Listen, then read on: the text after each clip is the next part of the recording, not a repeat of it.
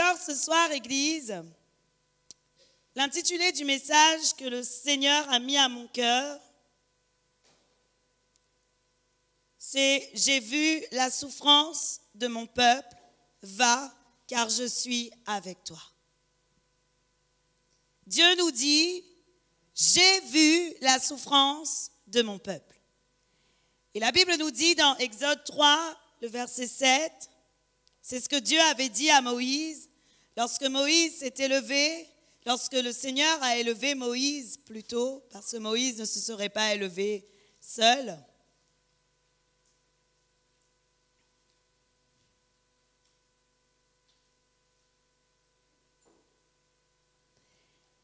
L'Éternel dit, « J'ai vu la souffrance de mon peuple qui est en Égypte. J'ai entendu les cris qui lui font pousser ses oppresseurs, car je connais ses douleurs. Je suis descendu pour le délivrer de la main des Égyptiens et pour le faire monter de ce pays dans un bon et vaste pays, dans un pays où coule le lait et le miel, dans le lieu qu'habitent les Cananéens, les Hétiens, les Amoréens, les Phéréziens, les Éviens et les Jébusiens. » Alors Dieu dit à Moïse, « J'ai vu la souffrance de mon peuple qui est en Égypte, et j'ai entendu les cris que lui font pousser ses oppresseurs, car je connais ses douleurs. » Et dans le verset 10 à 12, voici ce que Dieu dit à Moïse. « Maintenant va, je t'enverrai auprès de Pharaon, et tu feras sortir d'Égypte mon peuple, les enfants d'Israël. » Moïse dit à Dieu, « Qui suis-je pour aller vers Pharaon et pour faire sortir d'Égypte les enfants d'Israël ?» Dieu dit, « Je serai avec toi. Et ceci sera pour toi le signe que c'est moi qui t'envoie. Quand tu auras fait sortir d'Égypte le peuple, vous servirez Dieu sur cette montagne. » Amen. Gloire à Dieu. La Bible, Église, nous dit, et le Seigneur Dieu a dit à Moïse, « J'ai vu la souffrance de mon peuple. » Et Dieu a ensuite donné un ordre à Moïse, et l'ordre de Dieu pour Moïse, c'était « Va, car je suis avec toi. » Aujourd'hui, Église, pourquoi le Seigneur a mis cette parole dans mon cœur? Parce que finalement, lorsqu'on regarde le monde aujourd'hui, on peut s'apercevoir que l'on n'est pas loin de l'Égypte.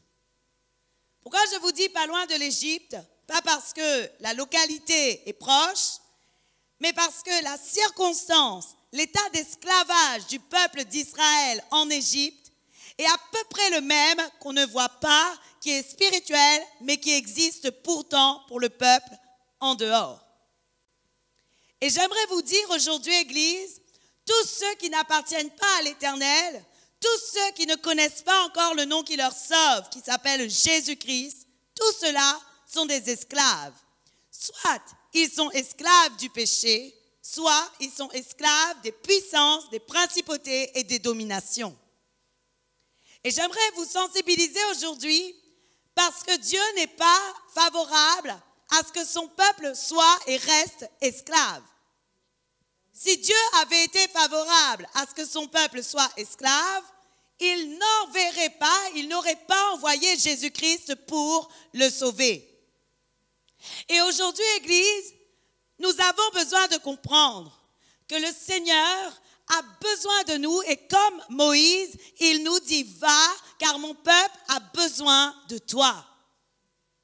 En réalité, Dieu avait dit à Moïse, « Va, je t'enverrai auprès de Pharaon et tu feras sortir d'Égypte mon peuple. » Mais vous savez, Église, lorsque Dieu avait donné cet ordre à Moïse, il savait que ce ne serait pas facile. Et vous savez comment je sais qu'il savait que ce ne serait pas facile? Parce qu'à un moment donné, on voit dans la parole de Dieu au verset 19 que Dieu dit à Moïse, « Je sais que le roi d'Égypte ne vous laissera point aller si ce n'est que par une main puissante. » Autrement dit, Dieu savait déjà d'avance que cette tâche allait être difficile et qu'il fallait à Moïse la main puissante de Dieu pour pouvoir faire sortir d'Égypte le peuple d'Israël. Et alors, à cause de cela, Dieu avait dit à Moïse au verset 20, « J'étendrai ma main et je frapperai l'Égypte par toutes sortes de prodiges que je ferai au milieu d'elle, après quoi il vous laissera aller. » J'aimerais te dire, Église, si tu considères aujourd'hui que l'œuvre de Dieu est difficile, si tu considères aujourd'hui que ce que Dieu te demande et cette tâche que Dieu te demande est trop difficile pour toi, j'aimerais te dire aujourd'hui que Dieu sait précisément la difficulté par laquelle tu vas passer. Et puisque Dieu connaît cette difficulté, j'aimerais te dire également que Dieu a déjà mis sa main sur toi. Lorsque tu es quelqu'un qui va pour être établi, qui va pour être choisi, qui va pour apporter la bonne nouvelle de Christ à ceux qui se perdent et délivrer les captifs, délivrer les opprimés, délivrer ceux qui sont malades et prier pour eux, j'aimerais te dire, ce n'est pas une tâche facile, mais ce qui est merveilleux, c'est que la main de Dieu est avec toi. À mesure de la difficulté, Dieu intervient avec puissance. Autrement dit, plus la difficulté est grande et plus la manifestation de la puissance de Dieu se fera ressentir. Et ce que nous avons besoin, Église, c'est simplement de nous soumettre à la volonté de Dieu, d'entrer dans le plan de Dieu et de dire, Seigneur, oui, je veux aller et travailler pour ta gloire. Aujourd'hui, Église, le peuple de Dieu oublie vraiment que nous avons tous une œuvre de réconciliation et que nous devons impérativement commencer à la mettre en action. Savez-vous, Église, je pense que j'ai dû prêcher ce message dans cette église au moins 5 fois. Pas de la même chose, pas avec les mêmes versets, pas de la même manière, mais je crois que j'ai dû prêcher ce message au moins 5 fois. Et si je prêche autant de fois ce message, c'est parce que le peuple de Dieu ne fait pas d'abord et ne fait pas déjà le rôle que Dieu lui demande de faire. Parce que je sais comment ça se passe, tant que la leçon n'est pas acquise, Dieu la répète. Oui. C'est exactement comme lorsque tu es dans une classe. Le professeur répète des leçons parce qu'il voit que les élèves n'ont pas capté. Et tant que la leçon n'est pas acquise, Dieu va répéter la leçon. Pourquoi? Parce que nous avons réellement une œuvre de réconciliation. Mais malheureusement, beaucoup d'entre nous, Église, lorsque nous sommes là, nous sommes réconciliés avec Dieu, mais nous évitons d'aller réconcilier d'autres à lui. Nous évitons. Seigneur, qu'est-ce que je vais dire? Seigneur, regarde comment il est. Comment je vais pouvoir aller lui parler? Comment je vais pouvoir aller l'aborder? Comment je vais pouvoir lui apporter la parole? Et comment? Mais j'aimerais te dire aujourd'hui, devant le trône de Dieu, devant le royaume des cieux, nous aurons tous des comptes à rendre. Et nous aurons tous des comptes à rendre pour ce que nous avons fait, mais aussi pour ce que nous n'avons pas fait. J'aimerais vous dire, Église, dans l'œuvre de Dieu, dans le corps du Christ, il y a des gens que c'est toi-même qui dois apporter, à qui tu dois apporter la parole. C'est par toi et par ta bouche qu'ils doivent connaître Jésus-Christ. Et tant que tu ne parleras pas, peut-être qu'il sera trop tard. Une fois, il m'est arrivé quelque chose, une circonstance vraiment dramatique dernièrement. Et j'ai pleuré toutes les larmes de mon corps. Et je disais à Dieu, Seigneur, pardonne-moi, parce que je sais que si tu me l'as envoyé, c'est afin que je lui parle, mais je n'ai même pas eu l'occasion de lui parler. Vous savez, Église, j'ai rencontré un homme une fois, une personne dans le cadre de mon travail. Et cette personne, je voyais qu'il n'était pas bien. Je voyais qu'il y avait quelque chose qui n'allait pas. Et j'avais envie de lui parler, j'avais envie d'aller le voir et de prendre le temps de lui dire, mais il y a une espérance nouvelle, il y a Jésus qui peut te sauver. Et je crois que s'il m'avait parlé, je crois qu'il y aurait pu y avoir quelque chose qui se serait passé dans sa vie. Et malheureusement, vous savez, juste après que j'ai rencontré cette personne, je n'ai jamais eu l'occasion, réellement, je n'ai pas pris l'occasion parce que j'avais l'occasion, mais je n'ai pas pris l'occasion de lui parler. Et savez-vous, Église, dernièrement, j'ai appris que cet homme est parti en métropole pour une opération. Et dernièrement, j'ai appris que cet homme a été débranché et est mort. Et lorsque l'on m'a dit ça, j'ai pleuré toutes les larmes de mon cœur. Et j'ai dit, Seigneur, pardonne-moi, parce que je sais que j'aurais pu lui parler de toi. Et je sais très bien que si j'avais parlé de toi, il serait sauvé. Peut-être pas guéri, mais il aurait eu part au salut et il serait allé dans le paradis. Mais malheureusement, je n'ai pas parlé à cette personne. Et j'aimerais vous dire, Église, beaucoup d'entre nous, nous avons beaucoup d'occasions de parler. Et nous ne prenons pas cette occasion. Nous ne parlons pas assez de Jésus-Christ. Nous parlons de tout, nous parlons de rien, mais nous ne parlons pas assez de Jésus-Christ. Et pourtant, notre ministère principal, c'est le ministère de réconciliation. La Bible nous dit, dans 2 Corinthiens 5, le verset 18,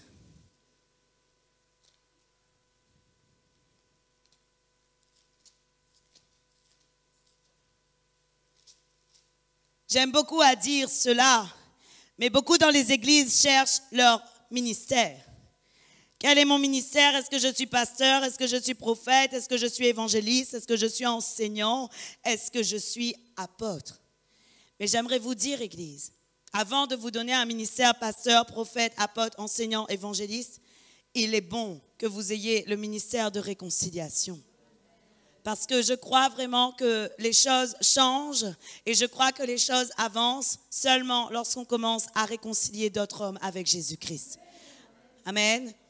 La Bible nous dit dans 2 Corinthiens 5, à partir du verset 18, la Bible dit, « Et tout cela vient de Dieu qui nous a réconciliés avec lui par Christ et qui nous a donné le ministère de la réconciliation. » Le verset 19, la Bible dit, car Dieu était en Christ, réconciliant le monde avec lui-même, en n'imputant point aux hommes leurs offenses, et il a mis en nous la parole de la réconciliation. Amen. Église, j'aimerais te dire aujourd'hui, arrête de chercher ton ministère, pasteur, prophète, apôtre, évangéliste, enseignant. Arrête. Commence à faire déjà le premier ministère qui t'a été donné et cherche absolument à réconcilier le monde avec le Seigneur.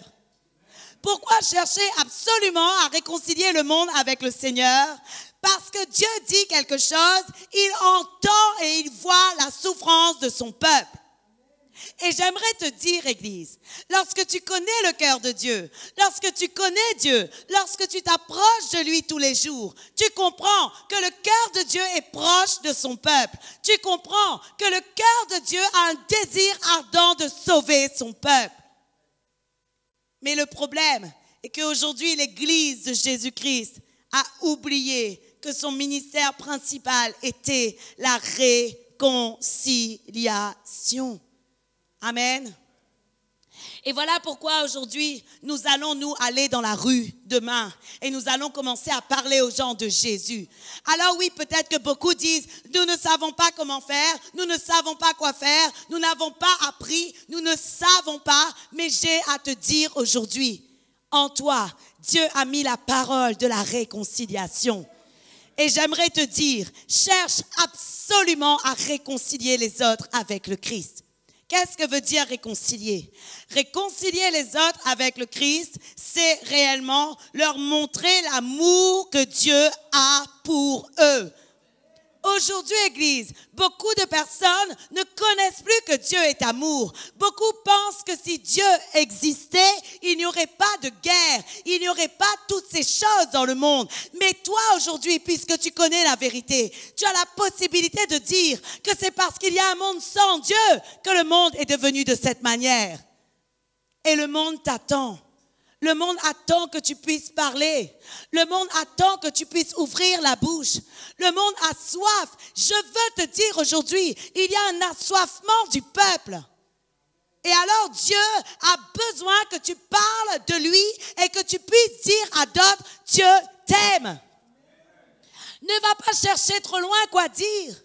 Dis simplement cette parole réconciliante qui vraiment réjouit le cœur de chaque personne. Frère, sœur, bien-aimé de Jésus, sais-tu que Dieu t'aime? Et sais-tu qu'il a une espérance nouvelle pour toi? Sais-tu que Dieu t'aime? Et sais-tu qu'il a une espérance nouvelle pour toi? Sais-tu qu'il a un objectif précis dans ta vie? Et sais-tu qu'il peut changer ta vie comme il le veut du jour au lendemain? Si seulement nous arrivions à dire ces choses, combien, Église, viendrait plus souvent à Jésus-Christ? Mais le problème aujourd'hui, c'est que bien souvent, nous sommes de ceux, au lieu de réconcilier le monde avec Jésus, nous sommes de ceux qui condamnons le monde. Oui ou non? Au lieu de réconcilier, au lieu de dire Jésus t'aime, au lieu de voir en l'autre une occasion de prêcher la bonne nouvelle, au lieu de voir en l'autre une âme perdue qui a besoin de l'amour, une âme perdue qui a besoin d'être réconciliée, une âme perdue qui a besoin d'être sauvée, nous voyons vraiment plus son péché que son besoin. Mais j'aimerais vous dire aujourd'hui, nous ne sommes pas dans le temps du jugement. Dis à ton frère et à ta sœur, nous ne sommes pas dans le temps du jugement.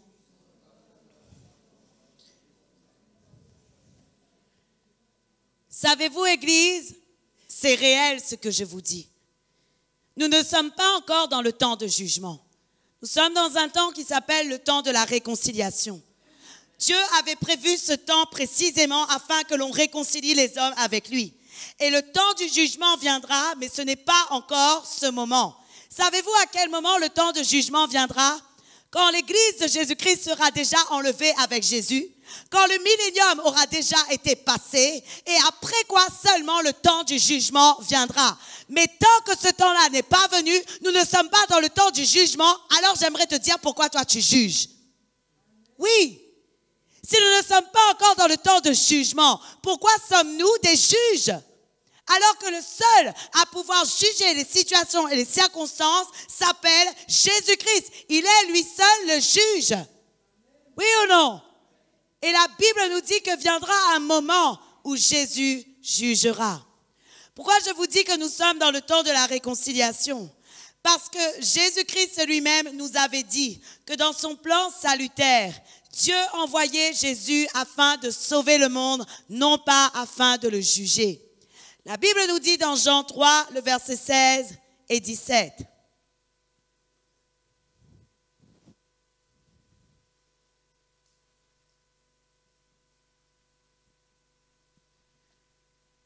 La Bible dit, « Car Dieu a tant aimé le monde qu'il a donné son Fils unique, afin que quiconque croit en lui ne périsse point, mais qu'il ait la vie éternelle. » Le verset 17 nous dit, « Dieu, en effet, n'a pas envoyé son Fils dans le monde pour qu'il juge le monde, mais pour que le monde soit sauvé par lui. » Amen. La parole de Dieu est claire, Église. Jésus-Christ revient sur bien des formes. Jésus-Christ a été envoyé sur la terre par bien des formes de la part de Dieu. Et j'aimerais vous dire, Église, qu'après l'enlèvement de l'Église, Jésus-Christ reviendra encore au temps du millénium et ensuite comme un juge. Mais pour le moment, tant que nous n'avons pas passé le millénium, tant que nous n'avons pas passé tant que nous n'avons pas passé l'enlèvement, nous ne sommes pas encore dans le jugement. Ce qui veut dire, Église, que clairement, le plan de Dieu aujourd'hui, c'est que nous réconcilions des hommes avec lui. Ce n'est pas que nous soyons là pour juger. Ce n'est pas que nous soyons là pour décrire. Ce n'est pas pour que nous soyons là pour critiquer. Ce n'est pas que nous soyons là pour mettre à nu toutes les fautes du monde. Mais c'est réellement afin que nous puissions les réconcilier avec Dieu. Savez-vous, Église, j'ai bien regardé comment Paul était en train de prêcher et comment il exhortait aux églises, aux différentes églises. Et lorsque je regarde la manière de faire de Paul, vraiment, je considère qu'il a agi avec sagesse, avec beaucoup de sagesse. Parce que tant que le peuple de Dieu était un enfant, tant que le peuple de Dieu était des bébés, et tant qu'ils devaient d'abord recevoir le baptême, Paul n'était pas là pour les corriger. Mais c'est seulement après lorsqu'ils ont commencé à grandir, lorsqu'ils ont commencé à donner leur vie à Jésus, lorsqu'ils ont commencé à changer de comportement, c'est à ce moment-là que Paul commençait à prendre le bâton et commençait à être un peu dur dans ses enseignements. Oui ou non? Mais avant ça, qu'est-ce que Paul faisait? Qu'est-ce que les disciples faisaient? Ils annonçaient simplement le royaume des cieux et ils annonçaient seulement la bonne nouvelle de Jésus-Christ. Et aujourd'hui, j'aimerais vous dire, Église, nous devons annoncer seulement cette bonne nouvelle. D'ailleurs, j'aimerais vous dire, c'est une bonne nouvelle, oui ou non? Comment se fait-il que parfois, lorsque nous allons parler à quelqu'un de la bonne nouvelle de Jésus-Christ, ces personnes sont en colère avec nous et bientôt, ils ont envie de nous chasser de leur maison? Ça arrive, oui ou non? Ça arrive parce que nous ne savons pas parler comme il faut. Nous devons emmener la bonne nouvelle, mais moi, lorsqu'on me parle d'une bonne nouvelle, je ris et je suis contente. Oui ou non? Mais si cette bonne nouvelle me dérange, si cette bonne nouvelle fait que je suis chassée d'une maison, cela veut dire que je n'ai pas su comment annoncer le Christ. Parce que j'avais une bonne nouvelle à donner. Oui ou non? Et j'aimerais vous dire, Église, que je crois vraiment que le Seigneur veut que l'on annonce une bonne nouvelle. Aujourd'hui, Église, nous avons besoin de comprendre ces choses. Nous devons être comme Jésus-Christ et savoir dire à cette personne, mais ne t'inquiète pas, je ne suis pas venu là pour te condamner. Je suis simplement venu là pour te parler de Jésus. Je suis simplement venu là pour te parler de qui il est et de ce qu'il est capable de faire pour ta vie. Et ensuite, Église, viendra le moment où vous allez devoir l'exhorter, l'encourager, le faire changer de vie. Mais d'abord, il est important qu'il puisse d'abord recevoir l'amour de Dieu avec puissance dans son cœur et dans sa vie. Parce que vous savez, la seule chose qui touche les cœurs, c'est l'amour. Il n'y a pas d'autre chose qui peut toucher le cœur, sauf l'amour de Dieu. Mettez-vous vous-même à la place d'un non-converti et lorsque vous étiez vous-même non-converti et non-croyant, n'est-il pas vrai que seuls ceux qui vous annonçaient bien Jésus étaient bien accueillis? Oui ou non? N'est-il pas vrai que seuls ceux qui vous encourageaient en Jésus étaient bien accueillis? Oui ou non? N'est-il pas vrai que vous cherchiez vraiment les personnes qui vous encourageaient, qui étaient là à vous dire, mais il y a une espérance nouvelle pour toi, qui ont touché vos cœurs? En tout cas, moi, ça s'est fait comme ça. Parce que toutes les personnes qui ont commencé à juger ma vie, à dire que j'étais comme ci ou comme ça, malheureusement, je savais et je disais en eux, il n'y a pas Jésus parce que Dieu est amour. Oui ou non? La première chose que je disais, c'était en eux, il n'y a pas Dieu car Dieu est amour. Et j'aimerais vous dire, Église, parfois, notre attitude, notre comportement repousse les gens. Et c'est à cause de nous que les gens ne viennent pas à Christ. Et ensuite, qu'est-ce qu'on va dire? Oh, mais non, c'est que le Seigneur n'avait pas préparé leur cœur pour qu'ils me reçoivent.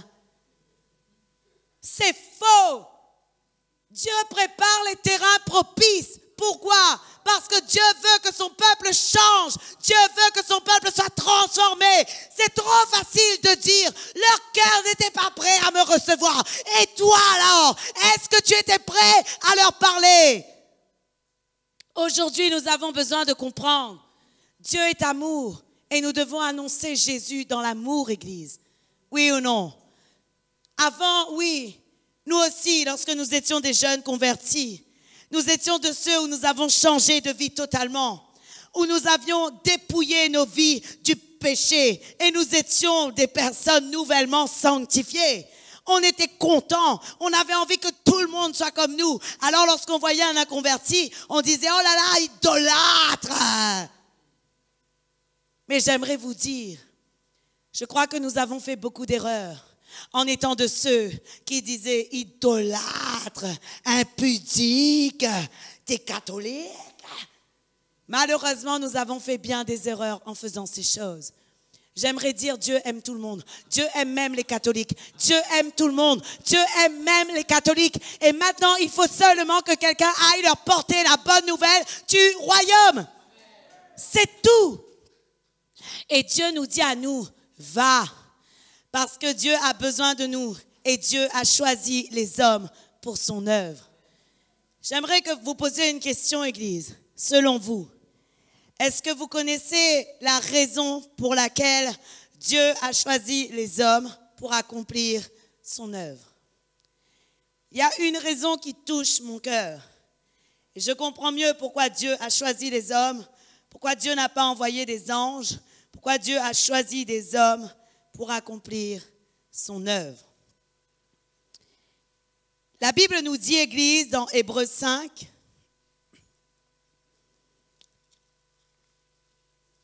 à partir du verset 1er. Pour moi, je crois que l'une des raisons pour lesquelles Dieu a choisi les hommes pour accomplir son œuvre, c'est parce que normalement, logiquement, avant de lire ce verset, je vais vous dire, logiquement, l'homme mis à part peut avoir de la compréhension pour les ignorants, les égarés, parce qu'eux aussi sont faibles. Et je crois que l'une des raisons pour lesquelles Dieu a choisi les hommes, c'est parce que nous-mêmes, en tant qu'hommes, nous sommes capables de comprendre ceux qui étaient égarés et ceux qui sont perdus. Je dis bien normalement, parce qu'il y a aussi de ces gens, ces super spirituels qui considèrent que tout le monde est à leur niveau et qui ne veulent pas descendre d'un cran pour aller au niveau de ceux qui ne sont pas spirituels. Et pourtant, j'aimerais vous le dire, il faut le faire. Il faut bien des fois descendre au niveau de ceux qui ne sont pas du tout spirituels. Parce que pour gagner le monde, c'est ce qu'il faut faire. Amen. La Bible nous dit dans Hébreux 5, à partir du verset 1er, « En effet, tout souverain sacrificateur, pris du milieu des hommes, est établi pour les hommes dans le service de Dieu. » C'était au temps de la loi. La Bible dit, afin de présenter des offrandes et des sacrifices pour leurs péchés. Aujourd'hui, je vais attirer votre attention sur le verset 2. La Bible dit, en parlant du souverain sacrificateur, la Bible dit, il peut être indulgent pour les ignorants et les égarés, puisque la faiblesse est aussi son partage. Savez-vous, Église, Dieu avait choisi de faire de Jésus un homme. Dieu avait choisi de faire de Jésus un homme afin qu'il prenne part à la condition de l'homme. Oui ou non? Et Dieu avait fait la même chose avec les souverains sacrificateurs.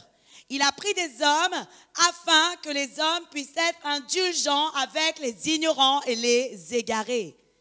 J'aimerais vous poser cette question, Église. Aujourd'hui, n'est-il pas vrai que la Bible nous appelle des souverains sacrificateurs? Nous sommes des sacrificateurs en Jésus-Christ. Oui ou non? Parce que Jésus-Christ est notre grand sacrificateur, cela signifie que nous aussi, nous sommes des sacrificateurs. Et j'aimerais vous poser cette question aujourd'hui, Église. Où est notre indulgence envers les ignorants et envers les égarés? Où est-elle? Parce que malheureusement, bien souvent, nous ne sommes pas de ceux qui sommes indulgents. Nous sommes toujours là à critiquer, nous sommes toujours là à parler. Et comme je vous ai dit tout à l'heure, nous voulons vraiment que les hommes s'adaptent à nous, alors que nous devrions nous-mêmes nous adapter aux hommes. J'aimerais vous dire quelque chose. Lorsque vous allez pour apporter le message de la réconciliation, il y a vraiment quelque chose d'important à faire, se mettre au niveau de l'autre. Paul lui-même disait qu'il se faisait tout à tous afin de gagner le plus grand nombre. Amen. Ce qui veut dire, Église, que lorsque nous allons pour annoncer l'Évangile, nous devons nous aussi nous faire tout à tous afin de gagner le plus grand nombre. Je vais vous prendre un exemple. Lorsque vous êtes un adulte, que vous avez 1m50, 1m70 ou 2 mètres, si vous parlez à un enfant de 50 cm ou de 90 cm, est-ce que vous allez lui parler comme ça? Ou est-ce que vous allez descendre à son niveau pour commencer à lui dire « Entends-moi ». Surtout lorsqu'il y a la correction. On se met à leur niveau, on les prend et on leur dit « Maintenant, tu m'entends ?» Oui ou non? Et j'aimerais vous dire aujourd'hui, Église, qu'avec une personne qui ne connaît pas Jésus, il est primordial, il est important de pouvoir se mettre à leur niveau. Alors, souviens-toi de ces paroles qui t'a réconcilié avec Jésus. Souviens-toi de ces mots qui t'apportaient des réconforts. Souviens-toi des paroles que Dieu a utilisées afin que tu sois touché. Souviens-toi de l'amour de Dieu pour toi premièrement. C'est alors, Église, que nous aussi, nous allons être efficaces dans la réconciliation et dans l'œuvre de Dieu. De toute manière, vous toutes qui êtes ici, pensez-vous que vous allez être de ceux où vous allez être épargnés de l'évangélisation? Non. Logiquement, si vous êtes des vrais enfants de Dieu, si vous êtes des vrais chrétiens, si vous êtes des vrais serviteurs de Dieu, si vous êtes des vrais disciples de Jésus-Christ, il est obligé que vous allez pour évangéliser. Il est obligé que vous allez pour évangéliser. Pourquoi? La Bible nous dit dans 1 Corinthiens 9, le verset 16. Et voilà ce que Paul disait.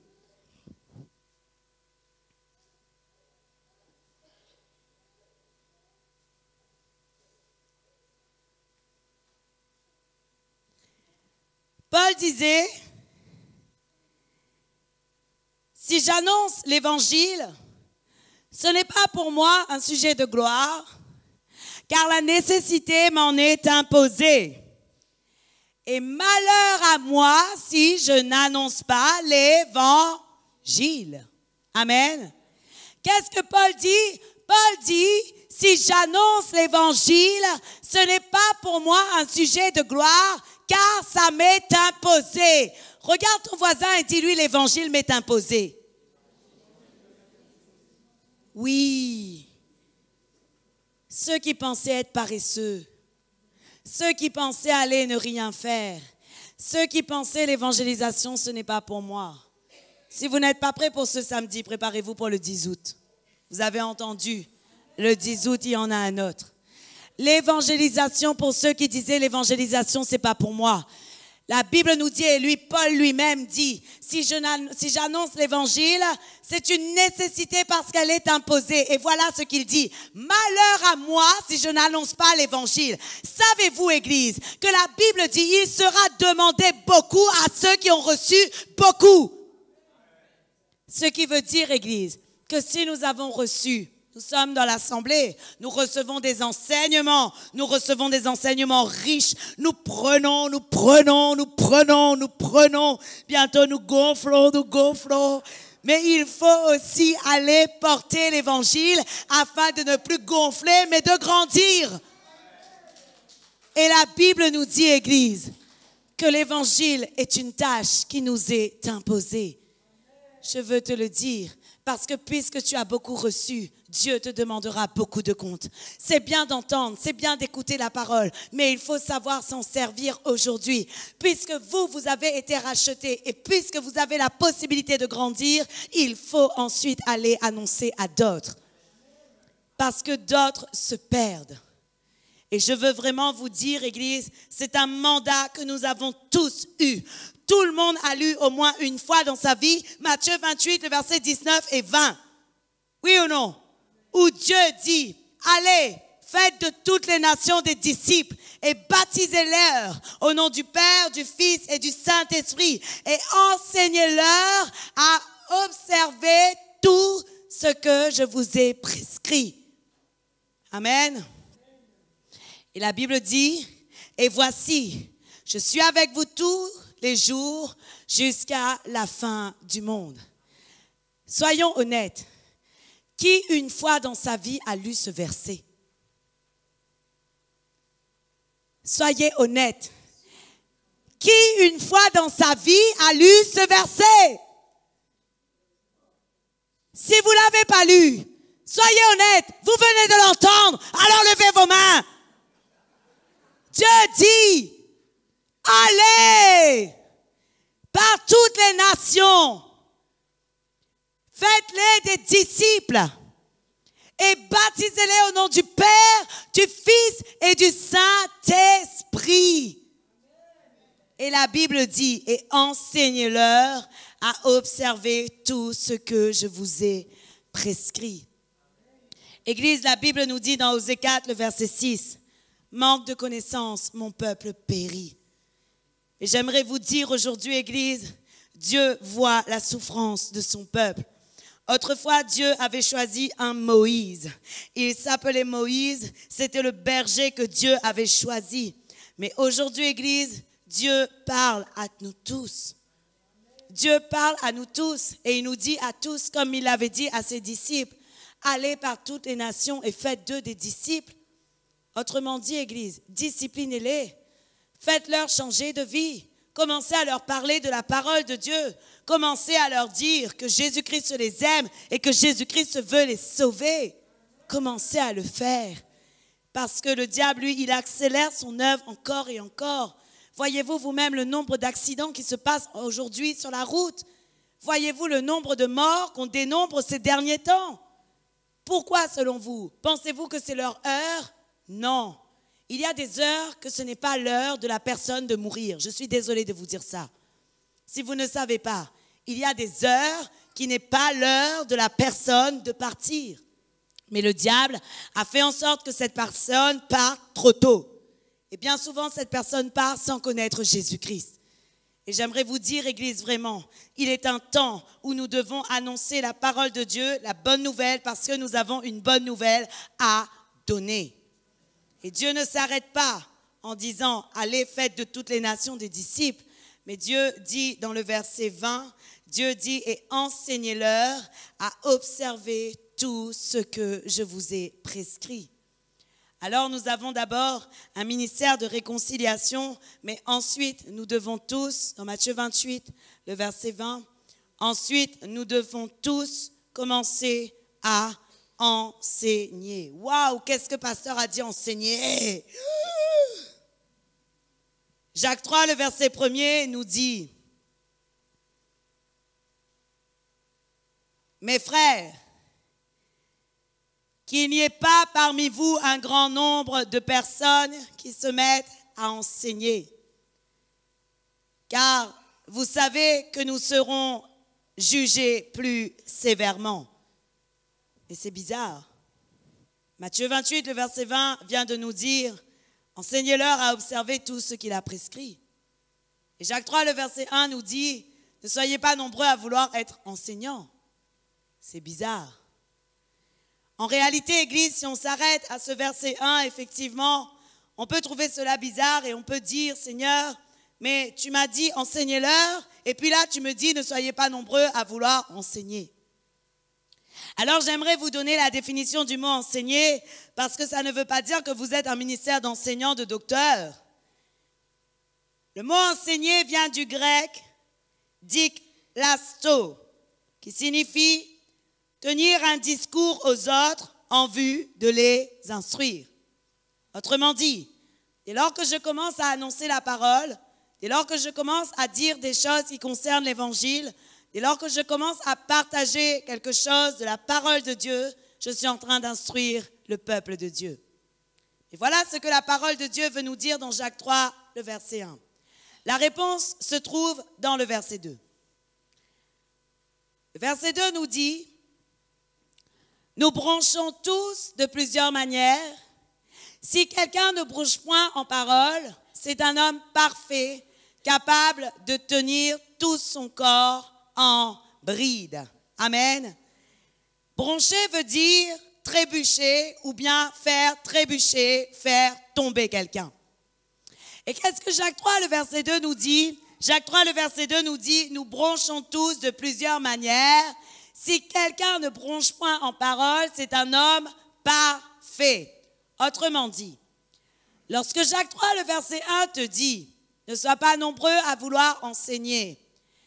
Autrement dit, la parole de Dieu ne nous dit pas de ne pas instruire, de ne pas partager la parole, de ne pas dire la parole de Dieu et de ne pas échanger sur qui est Jésus-Christ et ce qu'il fait. Pas du tout. La parole de Dieu nous met en garde sur la qualité de l'enseignement que nous allons donner à celui qui écoute. La parole de Dieu nous met en garde sur ce que nous allons annoncer, sur comment nous allons le faire, sur ce que nous allons dire, sur ce que nous allons donner au peuple de Dieu. C'est là-dessus que Jacques 3 nous met en garde. Jacques 3, le verset 1, nous met en garde sur la qualité de l'enseignement, de l'instruction et de la parole que nous allons donner au peuple de Dieu. J'aimerais vous dire Dans Jacques 3, le verset 1er, nous ne parlons pas de ce ministère d'enseignants où nous devons décortiquer la parole, où nous devons aller chercher le message, où nous devons bien exprimer ce que nous avons à dire, où il y a du sens, où nous devons aller dans la profondeur historique. Ce n'est pas de ça qu'on parle. Jacques 3, le verset 1 parle seulement de la qualité de la parole que tu vas partager avec un homme et une femme qui se présentent à toi. Jacques 3, le verset 1 parle simplement de la qualité du message que tu vas donner. Parce que chacun de nous, Église, lorsque nous allons pour évangéliser, nous allons indirectement instruire les autres. Oui ou non? Nous allons instruire les autres. Nous allons donner une instruction aux autres. Nous allons partager la parole de Dieu. Nous allons dire ce que Dieu fait pour nous. Et nous allons dire qui était Dieu. Et j'aimerais vous dire aujourd'hui, Église, nous devons faire attention à la responsabilité de l'Évangile. C'est vrai que nous devons tous aller, nous devons tous faire des nations, des disciples, et nous devons tous leur dire ce qu'il faut et ce qu'il ne faut pas faire. Mais nous devons faire attention à la manière dont nous leur instruisons. Amen. Et cela s'adresse à quiconque est dans l'assemblée. Amen. Cela s'adresse à quiconque est dans l'assemblée. Vous savez, Église, Dieu avait confié aux Lévites autrefois la responsabilité d'enseigner le peuple de Dieu. Mais vous savez, la Bible nous dit que les prêtres et les sacrificateurs ont manqué à leur obligation et à leur responsabilité d'enseignement. Malachie 2, à partir du verset 5. Et lorsqu'on regarde aujourd'hui les prêtres, on constate effectivement qu'il y a un gros souci dans l'enseignement. Parce que s'ils nous avaient bien enseigné, nous ne serions certainement pas dans toutes ces erreurs. Oui ou non?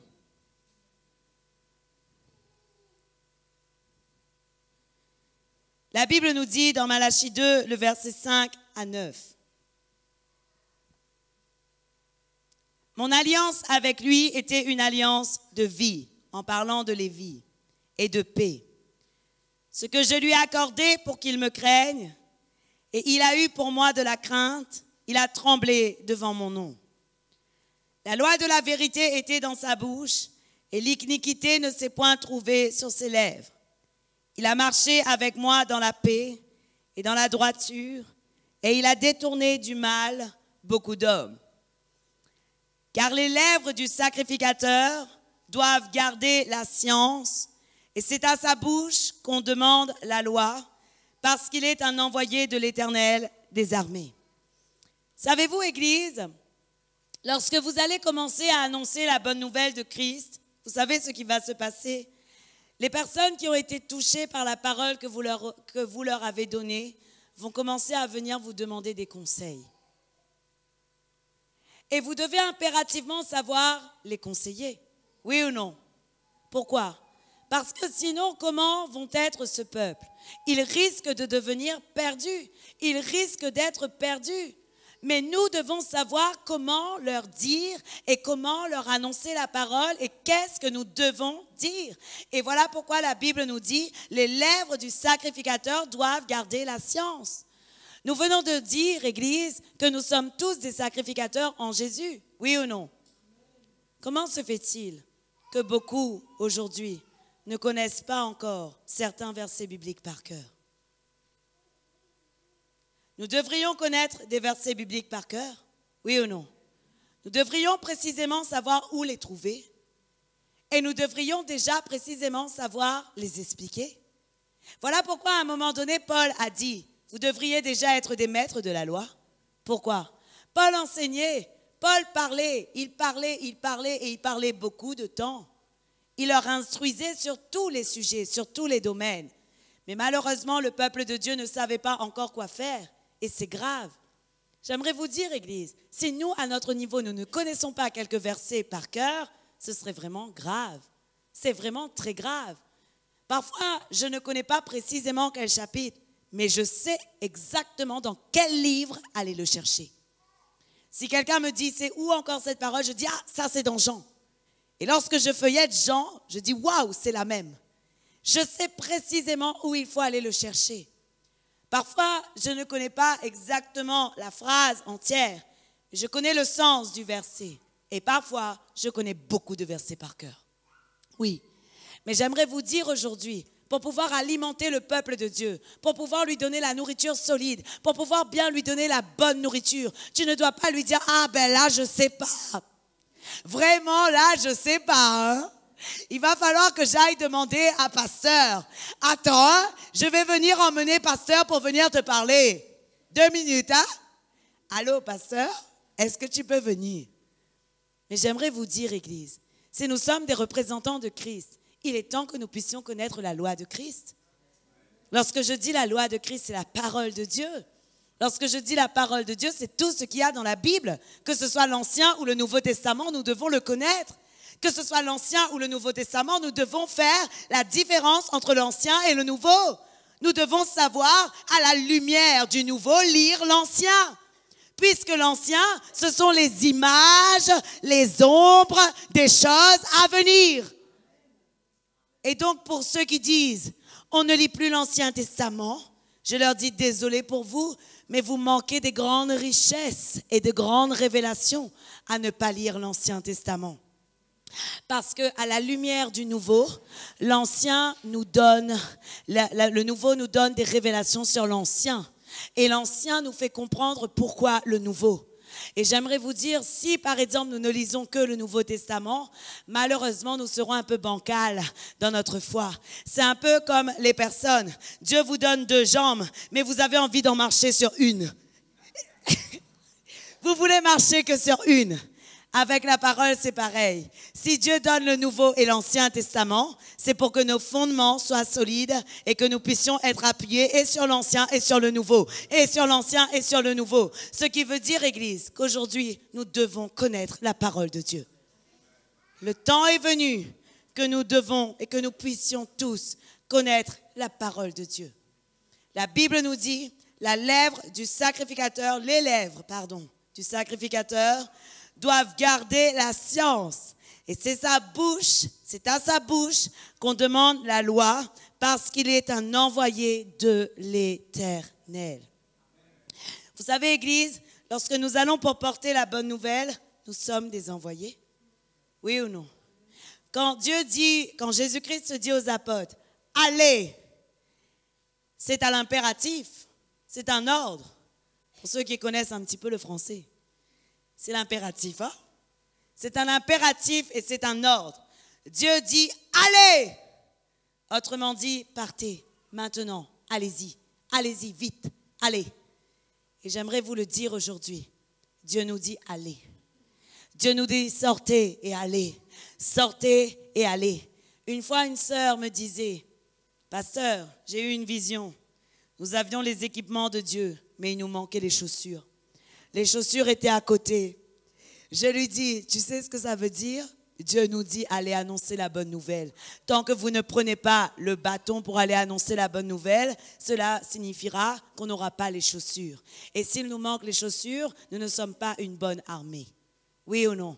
Parce que notre objectif est d'aller et de gagner des âmes pour Jésus-Christ. Maintenant, Église, ce que nous devons faire, c'est d'enseigner correctement la parole de Dieu, leur annoncer correctement la parole de Dieu, parce que lorsque les Lévites, lorsque les sacrificateurs avaient manqué à cette obligation, voici ce que le Seigneur leur avait dit dans Malachie 2, le verset 8. Mais vous, vous êtes écartés de la voie, vous avez fait de la loi une occasion de chute pour plusieurs.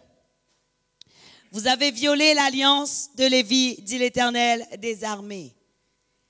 Et moi, je vous rendrai méprisable et vil aux yeux de tout le peuple, parce que vous n'avez pas gardé mes voies et que vous avez égard à l'apparence des personnes quand vous interprétez la loi. Amen. Voici ce que les Lévites faisaient, voici ce que les sacrificateurs faisaient. Ils ne gardaient pas la parole de Dieu, ils ne gardaient pas ses voies et ils interprétaient la loi en fonction de la personne qui venait devant eux. Par exemple, pour gagner le peuple de Dieu, ils pouvaient leur inventer ce qu'ils avaient envie d'entendre afin de les gagner. Mais j'aimerais te dire aujourd'hui, la parole est la parole. Et nous ne devons pas faire de compromis sur la parole de Dieu. Amen. Lorsque nous avons la responsabilité d'annoncer l'évangile de Jésus-Christ, nous devons, oui, d'abord, faire l'œuvre de réconciliation. Mais quand cette personne est gagnée à Christ, il faut ensuite l'instruire selon la vérité, selon la parole, aussi dure soit-elle. Pourquoi? Parce que seuls ceux qui sont saints, seuls ceux qui sont parfaits entreront dans le royaume des cieux. Nous ne sommes pas là pour caresser les gens dans le sens du poil. Nous sommes là simplement pour les amener au royaume des cieux et faire en sorte que lorsque Jésus-Christ revienne, ils soient tous enlevés dans le royaume. C'est pour cela que Dieu nous envoie. Et c'est aussi pour ça que Dieu avait envoyé les disciples. J'aimerais vous dire encore une chose pour conclure. Lorsque vous allez pour porter la bonne nouvelle de Jésus-Christ,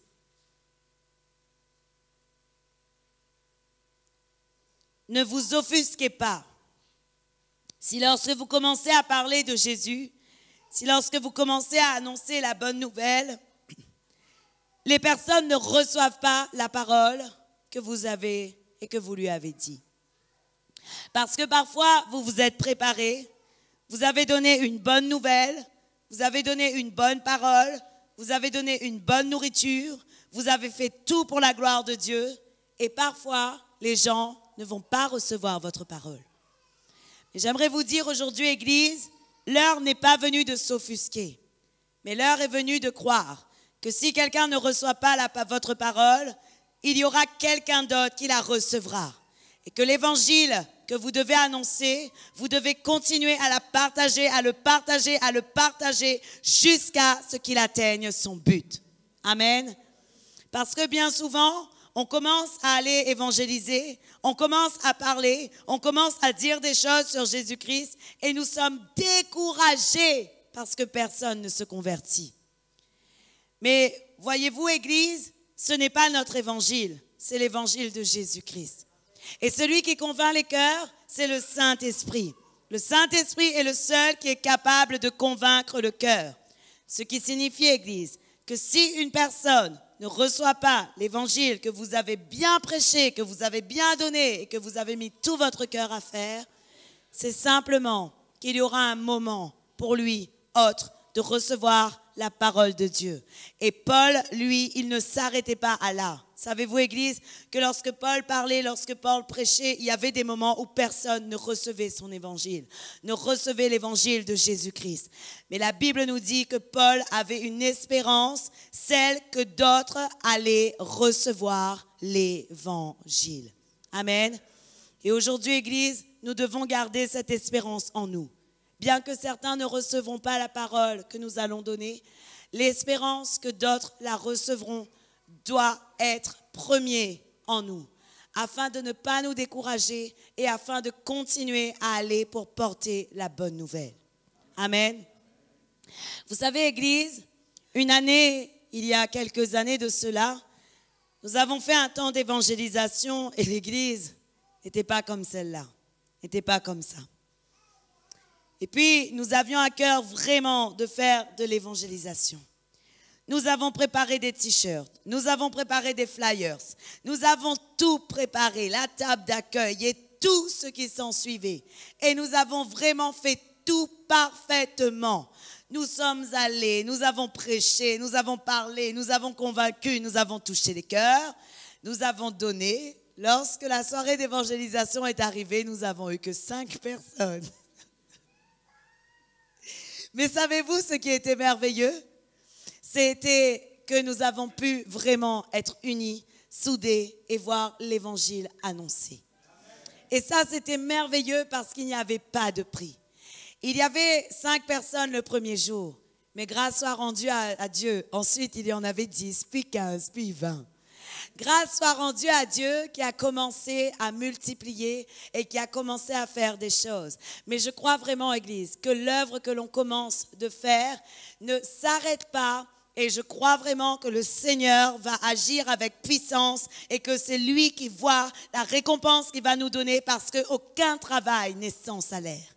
Amen. Je veux vous le dire aujourd'hui, je suis convaincue. Aujourd'hui, je disais à Dieu, Seigneur, De même que lorsqu'on va travailler pour un employeur, nous sommes payés. De même, je sais qu'avec toi, tout le travail que nous fournissons ne sera pas en vain.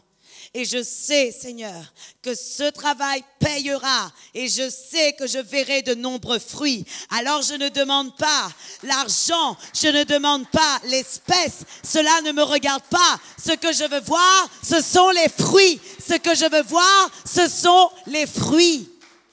Et c'est ça qu'on veut tous voir. Nous voulons tous voir des fruits. Et aujourd'hui, je veux proclamer, je veux prophétiser que nous allons voir de nombreux fruits. Parce que le Seigneur a convaincu mon cœur sur le fait que le travail mérite salaire. Tout travail mérite salaire. Ce qui veut dire que le travail qu'on accomplit aura beaucoup de fruits. Amen. Et même si nous ne voyons pas tout de suite les choses venir, ces choses viendront très prochainement. Je suis convaincue de ceci. Savez-vous, Église, ne soyez pas découragés lorsque vous entendez quelqu'un dire du mal. Ne soyez pas découragés lorsque vous voyez les choses très peu avancées.